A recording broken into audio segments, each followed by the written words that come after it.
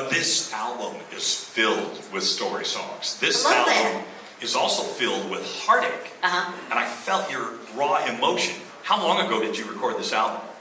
Last year, just last year. So the last year? Uh-huh. All right, so was this you? Did you pick these songs coming from where you are at the time or where you were at the time? Or you just wanted to say some things and feel the music and get into the song? All the above.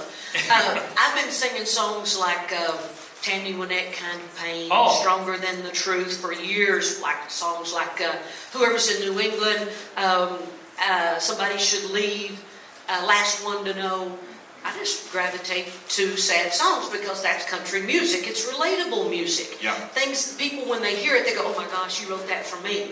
Well, maybe I didn't, but that they feel that.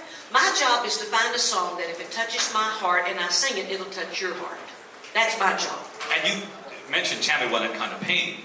That song, how many song checks did you do throughout that particular song? Do you know how, or you mentioned you got to Stand By Your Man. I've sung all those songs. Yeah. All of the Tammy Wynette roster I probably have done one time or another in my career. And if you're feeling a Tammy Wynette kind of pain, you're feeling pain that's deep. That's as low as you can get. But you make us feel that during this album, Oh, yeah. which is great. And Thanks. I did my job.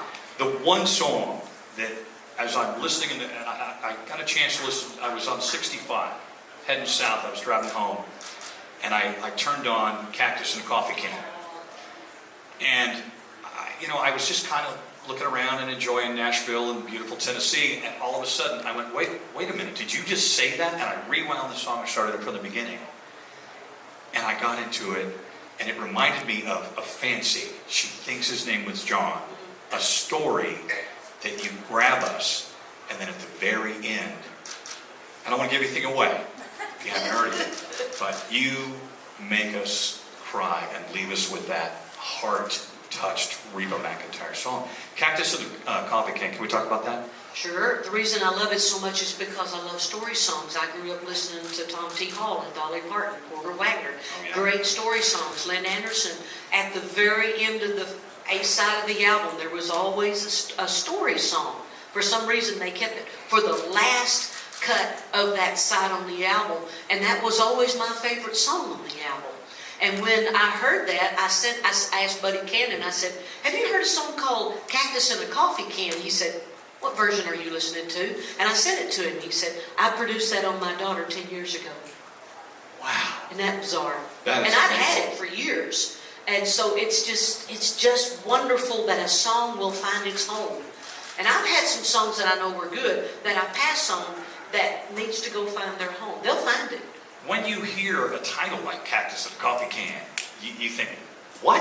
Uh-huh. Is this, we're talking about country music, obviously, Yeah. but Yeah. that song is, I think, one of the most powerful songs, and that's saying a lot because there are so many great songs. Thank you. Stronger Than the Truth is song number 2, is cut number 2, but it's also the title track.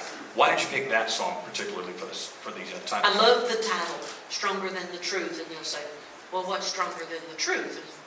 Nothing. Not even whiskey. There's no whiskey stronger than the truth. And I thought it was just a great album cover title. And what about some of your favorites from the album? Oh, that's hard. I mean, it's like, Yeah. which kid is your favorite? Yeah. I loved all of them because Buddy and I had so many songs, we had to narrow them down to this many. And as I said, we had enough to do another album.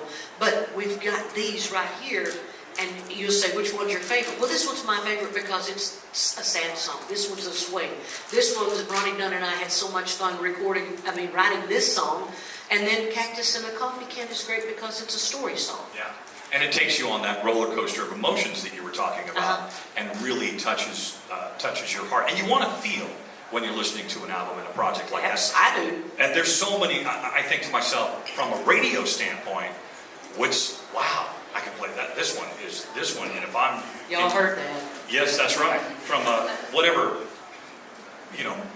emotion I'm feeling at the time or whatever mood I'm in, that's what I want to... And you've got it all on this album. No You in Oklahoma, though, really put a smile on my face, because you did that with Ronnie Dunn, and he also wrote that song, co-wrote that song, right? He co-wrote it. A good friend of mine in Chelsea, Oklahoma, emailed me, Donna McSpadden. Her husband was the one that got me, let me sing the national anthem at the National Finals Rodeo in 1974 in Oklahoma City. So she emailed me years ago and said, Reba, I've got an idea for a song. there's no you in Oklahoma, and that's okay with me. I thought, well, that's so clever. So I sent it to Kelly and a bunch of people, and then Ronnie and I got together, and he started playing around with it, and that's what we recorded.